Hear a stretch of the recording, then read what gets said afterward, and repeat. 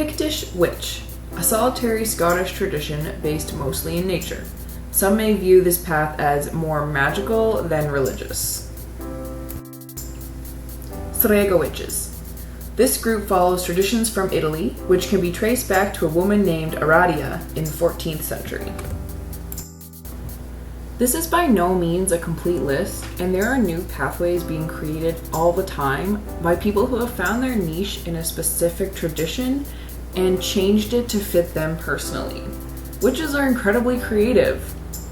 You'll also pick up many references throughout this series of podcasts and other books on Wicca and witchcraft that are made back to Gerald Gardner, Alex Sanders, Janet and Stuart Farrar, and Raymond Buckland, who sadly passed away last September.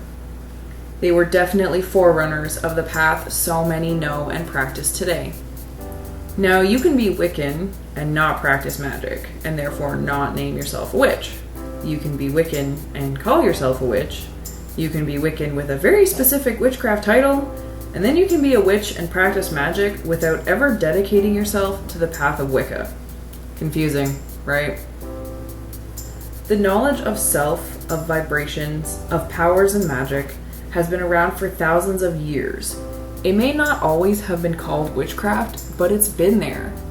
As heard before, there are so many different types of Wicca and in turn witchcraft.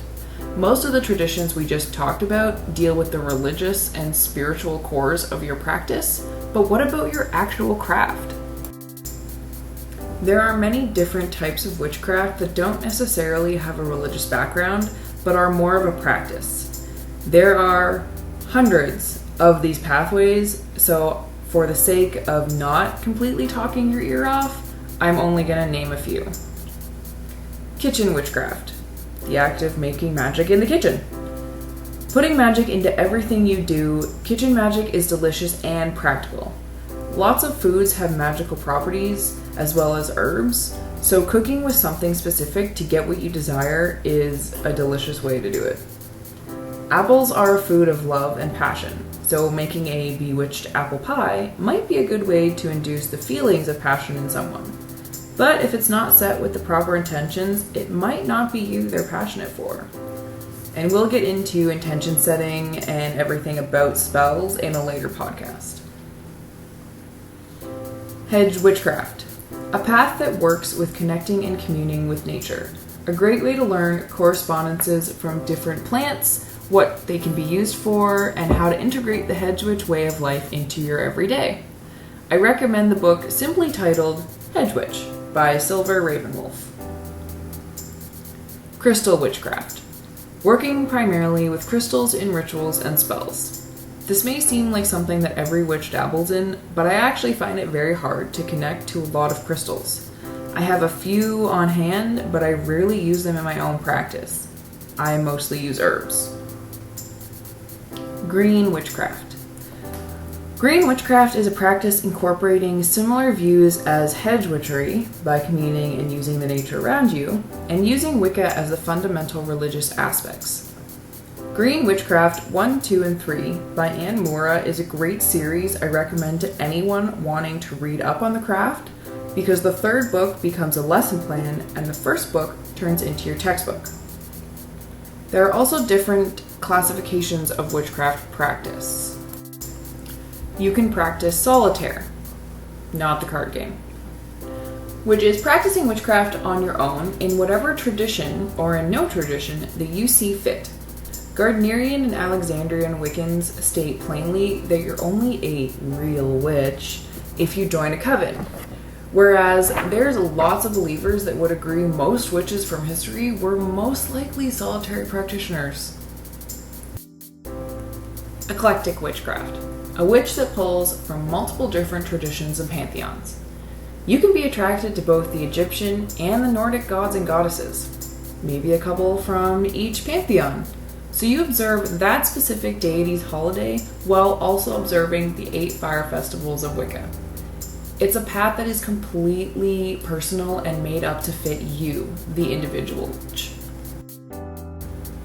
Hereditary, or what I like to call the lucky witches.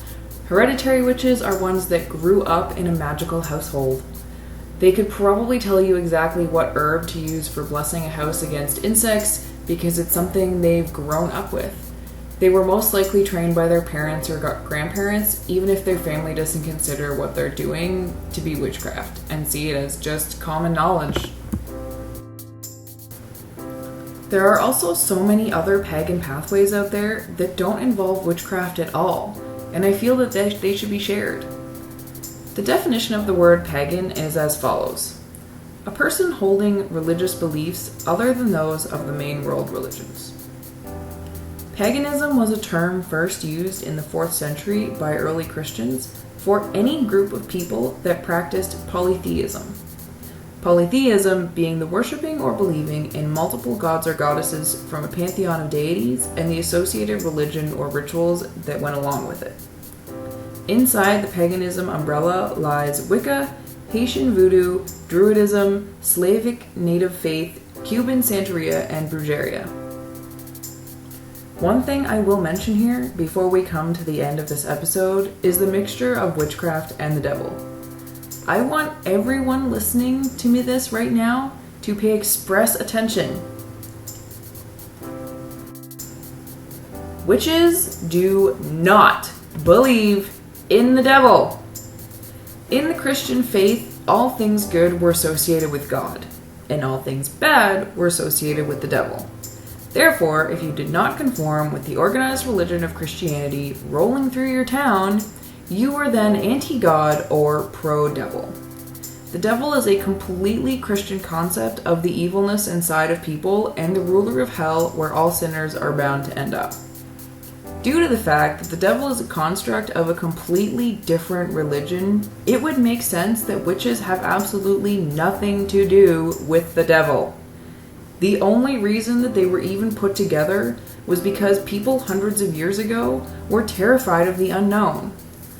Oh, your kids are having convulsions or have spots all over their body and modern medicine hasn't figured out why yet? Must be hexed. And of course they found the poorest or most unpopular, usually single woman in the town and convicted her of witchcraft. Thanks to the Witchcraft Act put in place in 1604 by one extremely terrified King James I, the punishment for being a witch went from a year in jail to being hanged. And even though this king, by the end of his reign, had worked through his fear and declared that witches didn't exist, his law stayed in effect until 1736, killing off thousands of innocents in the most barbaric ways. Oh, accused of witchcraft? We're going to take you out on a boat, tie you to a chair that also has cinder blocks attached to it, and throw you into the ocean. If you live, you used magic and we're going to hang you. If you die, you were obviously innocent, but you died with a clear conscience and everybody believed that you weren't a witch. That is a lose-lose situation if I have ever heard of one, and I really hope that anybody listening can see how backward that is. So because of a Christian fear and the fear of the unknown, witches became associated with the devil. And I'm going to repeat myself in case you didn't hear me before. Witches do not believe in the devil.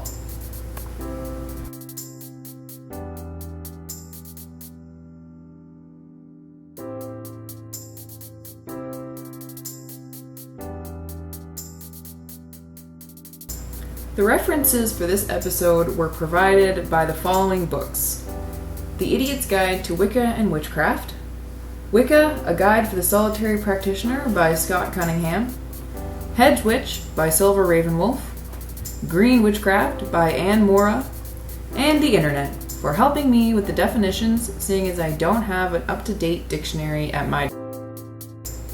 That brings us to the end of this episode, so make sure to subscribe, leave a review, and turn your notifications on.